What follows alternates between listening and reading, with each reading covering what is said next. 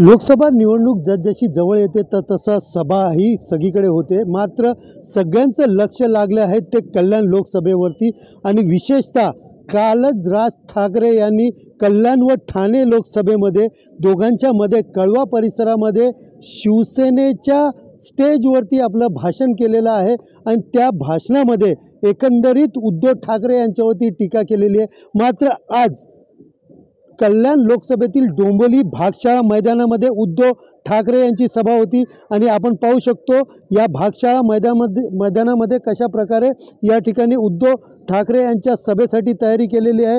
मोठासं banner जे आहे ते स्टेजवरती या ठिकाणी लावण्यात आलेलं आहे, त्यांची निशाणी लावण्यात आलेली आहे आणि स्टेजवरती आपण पाहू शकता स्वर्गीय बाळासाहेब ठाकरे, त्याचबरोबर आदित्य ठाकरे आणि त्याचबरोबर सगळ्याच घटक पक्ष जे महाविकास आघाडीचे नेते आहेत त्यांचे फोटो, त्याचबरोबर उद्धव ठाकरे यांचा फोटो या ठिकाणी लावण्यात आलेला आहे। ओएसिस फर्टिलिटीच्या तज्ञांनी IVF उपचार पद्धतीद्वारे 1 लाखांहून अधिक जोडप्यांना मातृत्व प्राप्तीचा आनंद दिला आहे।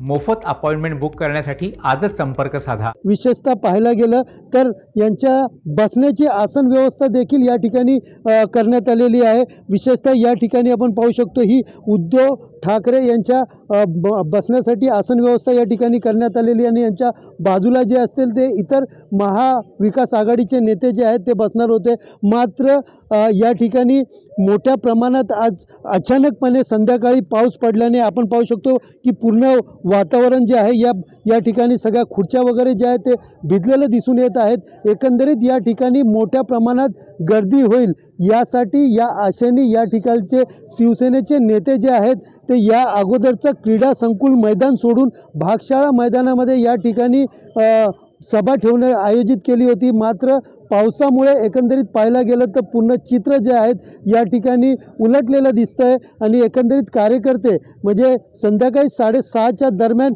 ही सभा होणार असून आता काही प्रमाणात कार्यकर्ते या ठिकाणी जमायला सुरुवात झालेली आहे। मात्र पावसामुळे ही सभा होणार की नाही असं प्रश्नचिन्ह या ठिकाणी उपस्थित होत आहे। मात्र कार्यकर्त्यांना विचारलं असता पाऊस पडो ऊन पडो काही असो ही सभा होणार आणि आम्ही पावसात उद्धव बाळासाहेब ठाकरे यांचं भाषण ऐकणार असं वक्तव्य या ठिकाणी कार्यकर्ते करताना दिसून येत आहे। सुनील जाधव, TV9 मराठी, डोंबिवली।